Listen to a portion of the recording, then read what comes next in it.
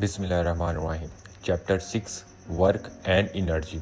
हम इसमें प्रॉब्लम्स कर रहे थे, तो आज जो हम प्रॉब्लम्स करेंगे 6.6 to 6.10। 6.6 problem, a motor boat move at the speed of 4 metre per second. मतलब आपके पास एक मोटर बोट है जो कि 4 मीटर पर सेकंड के साथ मूव कर रही है। Water resistance acting on it 4000 Newton, और उसके ऊपर जो फोर्स जो उसके ऊपर लगा रहा है वो 4000 न्यूटन है। तो मतलब उसने वेलोसिटी दी है, फोर्स दी है। Calculate the power of its engine, और हमने इंजन की पावर कैलकुलेट करनी। Given data, speed of the boat v equal to 4 metre per second.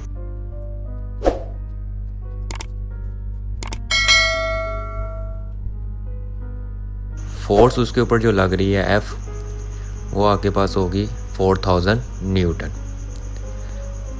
Find करना है पावर, इसको P से रिप्रेजेंट करते हैं। वी नो डैट पावर आपके पास इक्वल होता है P equal to W over T, work per unit time. Work आपके पास इक्वल होता है F multiply by S। Power अब आपके पास इक्वल होगा P equal to FS divided by T। Work की जगह पे मैंने FS की वैल्यू पुट कर दी। अब P इक्वल टू F को मैंने सेपरेट कर दिया, S डिवाइडेड बाय T कर दिया। डिस्टेंस पर unit time, rate of change of distance, ये आपके पास वेलोसिटी के इक्वल होता है। तो P equal to F multiply by V। अब मैं इसमें वैल्यू पुट करूँगा, इसको मैंने इक्वेशन 1 कह दिया। Putting the value P equal to 4000 newton multiply by 4, तो P आपके पास इक्वल आ गया 16000 वाट। इसको हम लिख सकते हैं P equal to 16 kilowatt. तो ये था आपके पास numerical 6.7। A man pull a block with the force of 300 newton. एक आदमी जो एक ब्लॉक को पुल कर रहा है वो 300 न्यूटन की फोर्स लगा रहा है थ्रू आउट 50 मीटर तक वो उसको दूर लेके जाता है इन 60 सेकेंड में।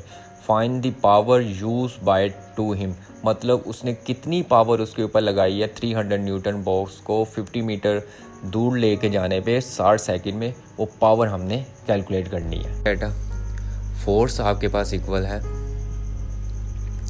300 न्यूटन, डिस्टेंस आपको उसने दिया हुआ है S 50 मीटर, टाइम उसने आपको दिया हुआ है 60 सेकेंड। पावर हमने इसमें भी फाइंड करनी है। We know that P equal to work per unit time, P equal to F multiply by S। Putting the value, अब वैल्यू इसमें पुट की P equal to 300 multiply by 50 divided by 60।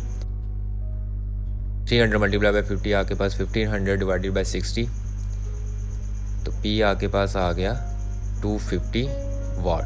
तो ये था आपके पास numerical 7। 6.8 a 50 kg man move 25 step in 20 second. मतलब आपके पास एक 50 किलो का बंदा है जो कि 25 स्टेप ले रहा है, मतलब वो सीढ़ियाँ ऊपर जा रहा है, 25 स्टेप अप ऊपर की तरफ जा रहा है इन 20 सेकेंड, 20 सेकेंड में। फाइंड इट्स पावर, उसने कितनी पावर लगाई ये हमने फाइंड करनी है कि वो नीचे से ऊपर गया है। If E step is 60 centimetre height, मतलब हर स्टेप की जो उसने हाइट दी है, मतलब जब आप एक सीढ़ी की बात करते हो तो उसका फर्स्ट स्टेप जब लेते हो वो भी 60 सेंटीमीटर का है, दूसरा स्टेप लेते हो वो भी 60 सेंटीमीटर का है। मैस ऑफ मैन उसने आपको दिया हुआ है 50 kg।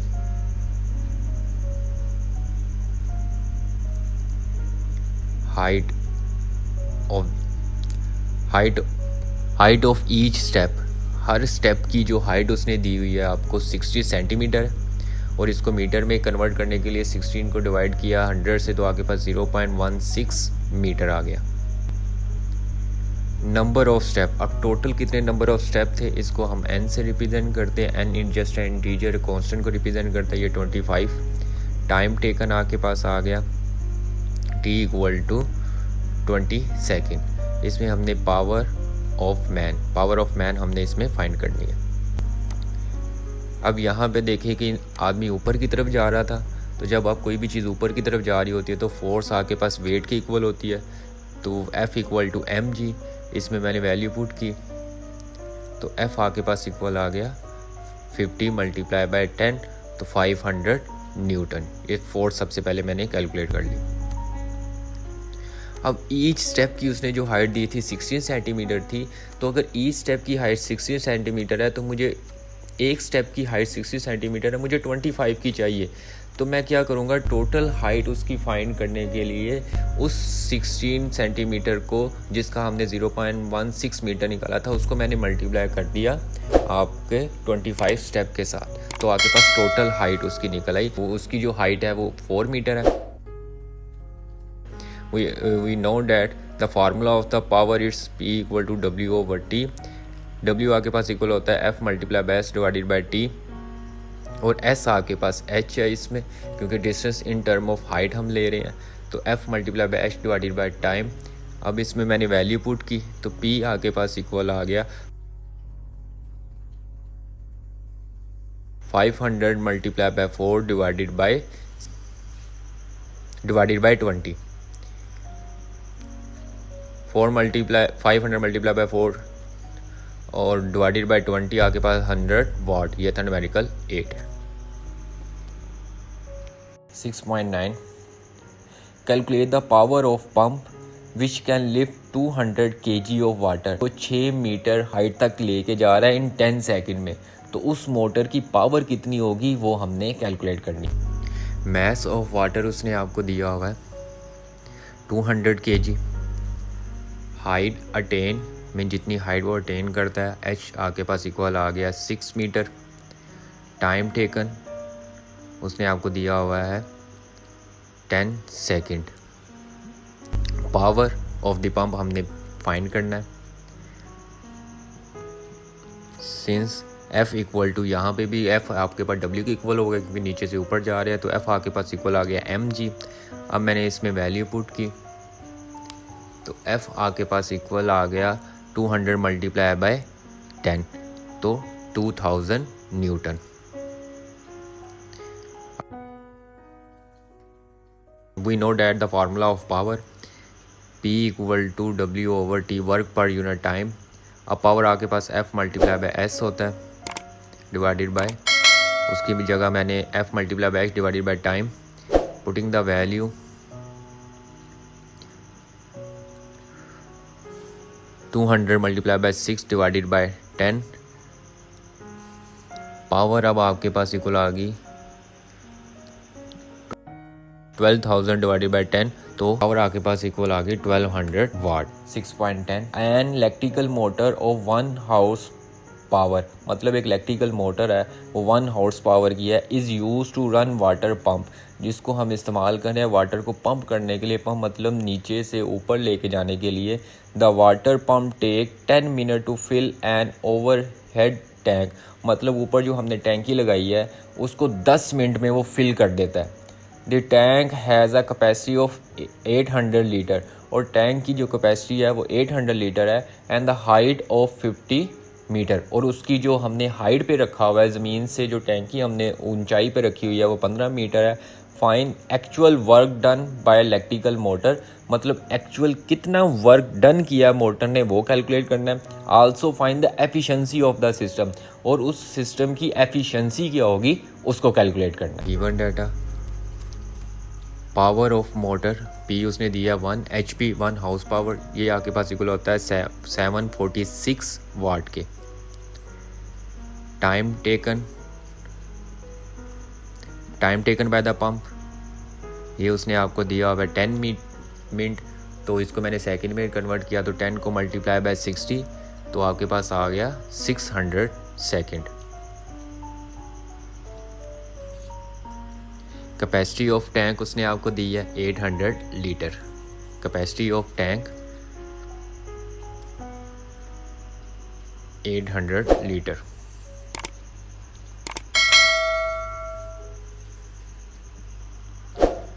Height of the tank उसने आपको H दी है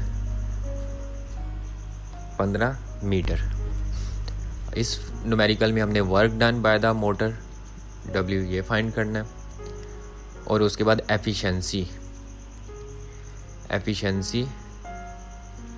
of the motor of the system, efficiency of the system ये चीज़ फाइंड करनी है। We know that formula of power